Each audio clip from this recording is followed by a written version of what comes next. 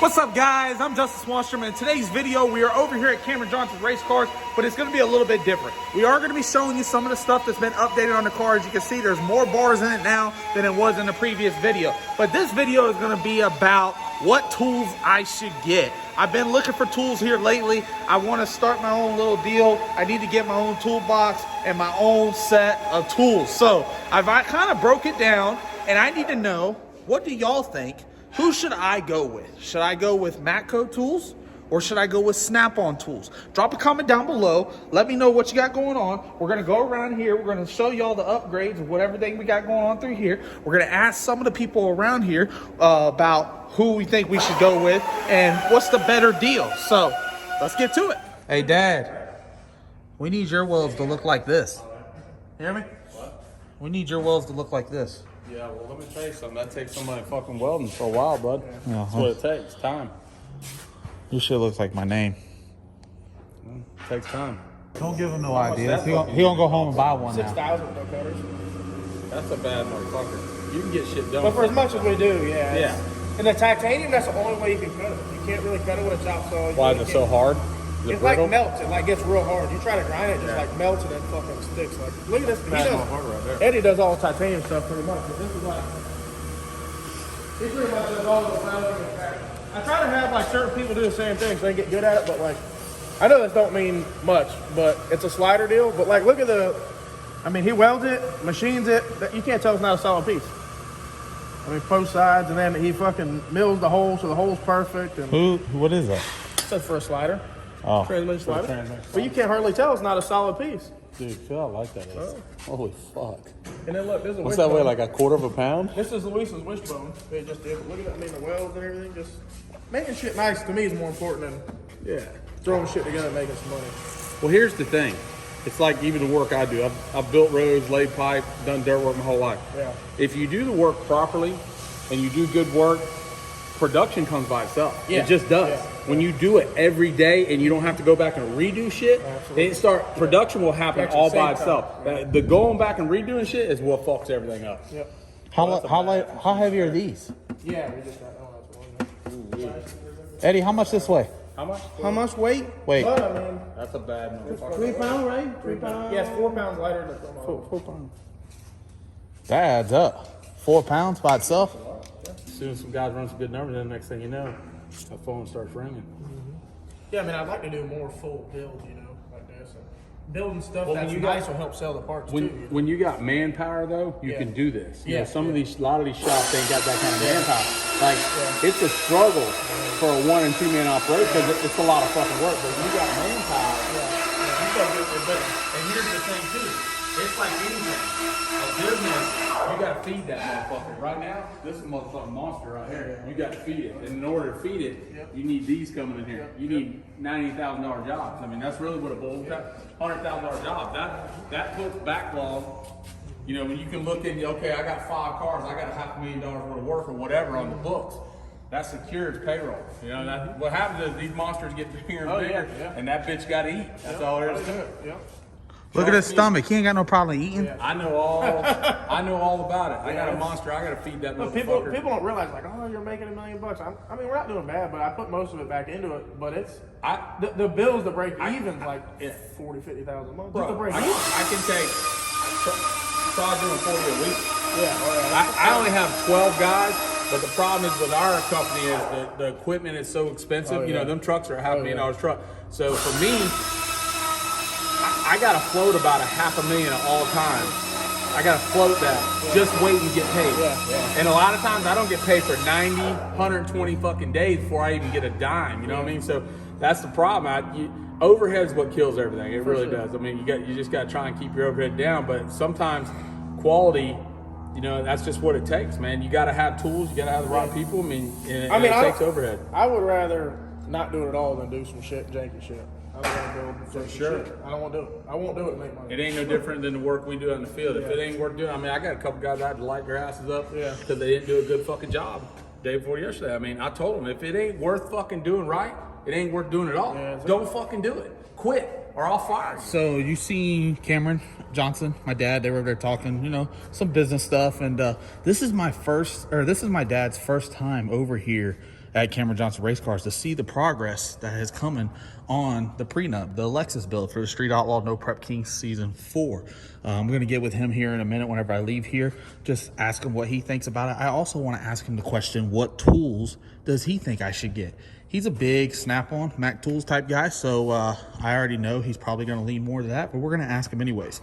But right here is the rear of the car. The rear of the car is finished. Yes, these tubes are going to get cut. They won't be looking like that, and there's one more gusset that needs to be put in from here to here and from here to here. That will finish the rear of the car. Other than mounting the tabs, we're going to have a bunch of weight tabs everywhere. We're going to have shock tabs, everything going on. But as you can see, stuff is coming together. Cameron actually tapered that deal down. It looks so much cleaner.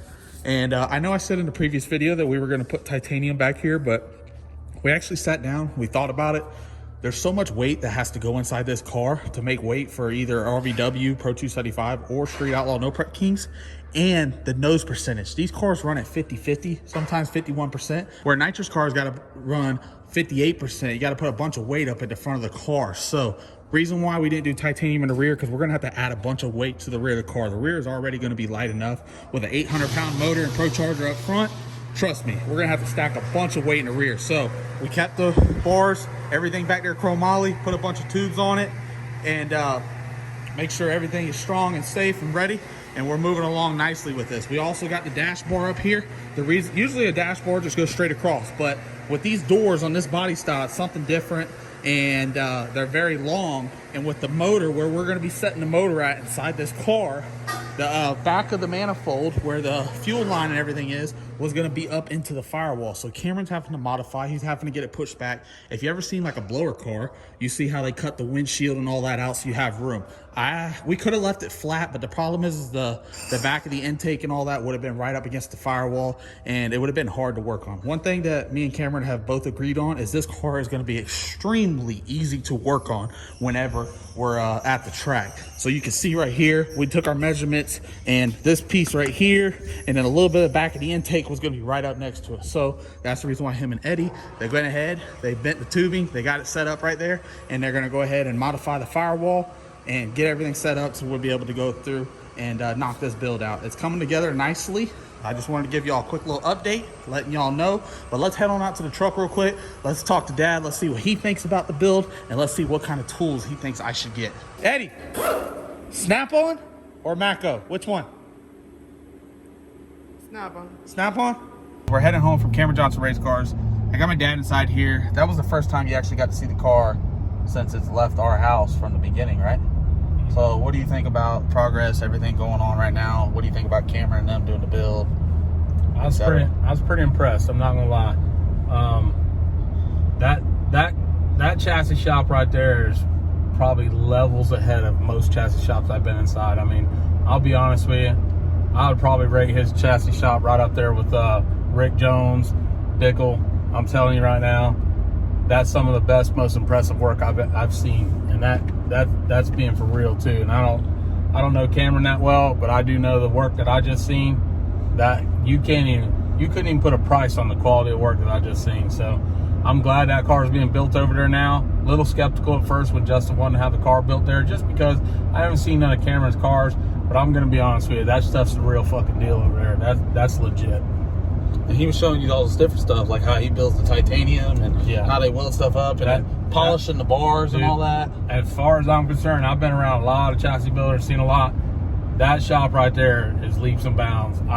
I'd be hard pressed to believe there's a better chassis shop in the state of Florida. And if there is, I'd have to see it. All right, so now we got that out of the way. We're gonna get to my last question. And you have been knowing that I've been wanting to get my own tools and all that. I had, who did I have come over to the house?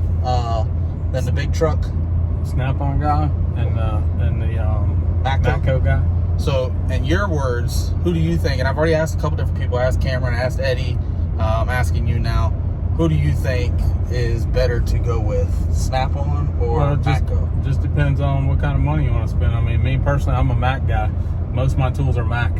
I do have quite a few Snap-on tools, but those are the only two tools I buy. I buy Snap-on and Mac. Matco, they're all right. They got a lifetime warranty. I mean, they're gonna be fine, but as far as quality wise, you know, I think some of those tools probably made overseas, probably got a little Japanese up in them. But the Snap-on Mac tools, I mean, you spend more money, but they're lifetime. And I mean, if you got good quality stuff, you want to have good quality tools. That's all there is to it. I bought my tools before Justin was even born. I pulled one of my catalogs off my toolbox. It was back at 1990. What did I say? 1991. 1991 is when I started buying tools off of Mac truck. I got a catalog. 5 years. That's what it says. Way before you. 5 years before. Now you know why I'm so fucking sensitive about my fucking tools. I don't lose them. I don't lose them. No, I don't. I got fucking tools that are older than you, bro. The problem is you have 100 hands coming in here and you blame Justin. No. See, you're a lying sack of shit. You lose my shit. Stop it. No. And here's the thing. When I bought and paid for those tools, I made fucking $6 an hour. You don't even know what it's like to make $6 an hour. You ain't never made $6 an hour in your fucking life. We live in a different world. Yeah, no, I don't care. I didn't ask you to be. I had a fucking tool payment that I had to pay every fucking week. And while I worked 6 and 7 days a week trying to pay for those tools, you know, it isn't about going and replacing it like that. It ain't like that for me. It's sentimental to me. I fucking worked my ass off and made fucking $6 and $7 a fucking hour to pay for fucking all that shit. Those two toolboxes alone, I paid $9 grand. I give you fucking $6 an hour and plus pay household bills. You'll see how hard it is to pay for that shit. I got you. I'm understanding what you're trying to put down. Yeah, those tools mean something to me. It ain't about replacing it. Oh, I lost, I'll replace it. I don't want you to replace it. I want the tools that I bought. I don't give a fuck if they're 30 years old or not. I bought and paid for those. I worked hard for them. You'll understand that one day. When you buy and pay for all yours and your fucking guys, you watch them lose your shit or they break your shit, you'll see. It'll come full circle. When I'm like 75 years old and I can't walk and I got shit running on my ass, I'm gonna come in there and go through, rummage through your fucking toolbox. I'm gonna lose all your shit. Don't do that. Either that or if you fucking around and have kids, I'm gonna teach them to lose your shit. Wow. So anyways, guys, we got a couple people that we've talked to, figured out what tools we're going with. I'm still up in the air about it. I'm doing my research, trying to figure it out. I do want to get something because, you know, we got some racing coming up this year. We're going to be working on stuff inside the shop, and it's just cool to have your own stuff. So I finally got in the position to be able to do it. If I were you, I'd hold off on spending because tools are expensive right now, just to be honest with you. You got too many irons in the fire. You need to finish that fucking car over at CAMERAN's, finish that one you got over at ProFab, get all that done for you because I'm telling you, once you start buying tools, you're going to be like me. You're going to fucking roll them in there and you're going to have a big old fucking tool bill and that bitch don't go nowhere until it's paid for. So I'll probably hold off on that just I'm not going to do it next week. I know. I'm just saying, you get too many irons in the fire, man, pressure will be on. No, and I know I ain't fucking helping you. I ain't got no money. You want to know how much your mom pays me to work every fucking week? Motherfucking zero. I don't get paid a fucking dime.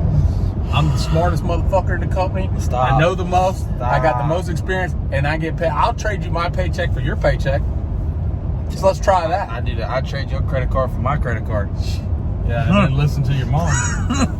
Anyways, guys, so we're not gonna make this video too long. We got some cool things happening. Look at the back of that motherfucker. That's fucking man strength. That's what I try and tell you, motherfuckers. Hey, we're starting a podcast. Hey, Will you be on our podcast with us? Look here. That's what I try to tell you. You pussy motherfucker. Listen. Look at that. That's real fucking strength, bro. Listen. Grab a hold of that motherfucking goddamn python. It's because you shoot up. That's what I try to tell you, motherfuckers. It's because he takes it in the arm, guys. You little young motherfuckers, y'all don't know what it's like to have man fucking strength. That's why I had about half them little motherfuckers today. Kind of broke it all down to them. Whatever. Bunch of fucking little pussies out there. Whatever. Anyways, we're gonna start a podcast. Do you know what a podcast is? No. All right. So a podcast is basically it's 2 or 3 people. You can do it with one, but it gets kind of boring. 2 or 3 people. They sit around a little desk and they talk about stuff that's going around. You probably don't need to have me there because one, I don't give a fuck about nobody's feelings. Fuck your feelings. That's the best. So we can have you on there. All these pussy motherfuckers that are coming up in today's generation can't handle the real truth. Listen. But that's good. So then you'll be able to do that. And then what you do is you bring on special guests. So like you would bring on like Daddy Dave or Kai Kelly. You fly them down. You let them sit with you. I can assure you, I'd never fly none of those motherfuckers down. I would never spend the money on neither one of those worthless motherfuckers. What? Why you gotta be so ruthless? Come on, man. Can't be me. I like them, but do you think for 1 minute I would spend a fucking dime flying them bitches down? Kai Kelly came to my house one time. I made the bitch sleep in his truck. What the fuck you talking about? I don't give a fuck who Kai Kelly is, man. Fuck Kai Kelly. He knows it too. You motherfucker. I like him, but I don't like him like that. You're so mean. Anyways, but I won't start a podcast. And I'm just lying. I wouldn't let him sleep. I just figured it was funny watching him sleep out in his truck. I love both. He did. He fucking made him sleep out in the truck. Out in the front yard. Yeah, I did. But anyways, I think it'd be cool to have a podcast. Ask Kyle about them fucking wheels. He called me about that one time he won the bar. I told that bitch, send me fucking $2 grand, motherfucker. He said, what? I said, send me $2 grand. He said, what? I just need to borrow them. I said, those bitches come back skinned up. I ain't fucking calling your ass for my motherfucking money. I said, send me my fucking $2 grand. I'll send you a brand new set of wheels. He said, man, I ain't doing that. I said, man, I ain't sending you no wheels then. He said, I thought we were better than that. I said, well, you thought wrong, motherfucker. I told you, I ain't fuck your feelings, man. We don't lend stuff out. The problem is we lend it out and they don't get it back. Kai got more money, man. He got that TV money. I got to go out and get mine every day. I got to work. Kai be getting that fucking paycheck. I'm trying to get there. I got to get out there and fucking grind and dig ditches and fucking sling shit for a living. I'm gonna get there this year. But anyways, so back to our subject. You keep on veering off. So we're gonna start this podcast, and it's gonna be me and you. We got to be on every episode. We'll do it once a week. It's once a week. You gotta take an hour out of your time. I know you're not that very busy. An hour out of your time. I can spend an hour once a week with your mama. What the fuck do y'all want to fucking sit over with y'all? Oh God. Anyway, I'm gonna make him do it, guys. He's got to do it. So. But anyway, so we got a podcast coming soon. Prenup is steadily getting bars put in there to be able to get that done. I'll be honest with you. That is going to be a fucking nice car. I was overly impressed with what I just saw, and that's the first time I've seen it. When I tell you that work is above standard, that work is way the fuck above standard. Hell, a lot of chassis shops should go over and take fucking notes from what I just seen, and that ain't no bullshit either. And the thing about it is, that dude's not just making his money and running. Just the inventory that he had in there, the tools, the equipment, that dude's putting his money back into his business. That's a real fucking operation. See, this could be one podcast episode. We could talk about chassis shops. Hey, I'm gonna tell you, I give Cameron all the credit in the world. Somebody had to show me. I'm gonna tell you right now, his name might not be Rick Jones, his name might not be Jerry Bickle, but that's a bad motherfucker over there, son. And let me tell you what I did see. Quality is no exception in that shop. Quality is leaving first. It don't matter whatever it takes for him to do it, it will be quality first. I can tell you that right now. I can assure you, when that car's done, that will be one of the nicest fucking cars in the state of Florida. I'm trying to get the United States. There's a lot of good people out there. A lot of good chassis shops. But I'm gonna tell you right now, I'm happy. I'm definitely happy to know now that car is being built in that shop, without a doubt. Anyways, guys, we're gonna make this super long, even though I keep saying that. But I'm Justin Swanstrom. I'll see y'all at the next video. We got a lot of cool things happening. Make sure, if you haven't done it already, subscribe to the channel, turn that bell notification on, and drop a comment down below. What tools do you think we should get? And also, what do you think about the prenup build and the Twisted T build that's happening over at Profile? And flip your camera and let these bitches know. I know they don't think we work. It's motherfucking dark out and we're going home right now. I told you. We've been at it since 5 o'clock this morning. We're still grinding.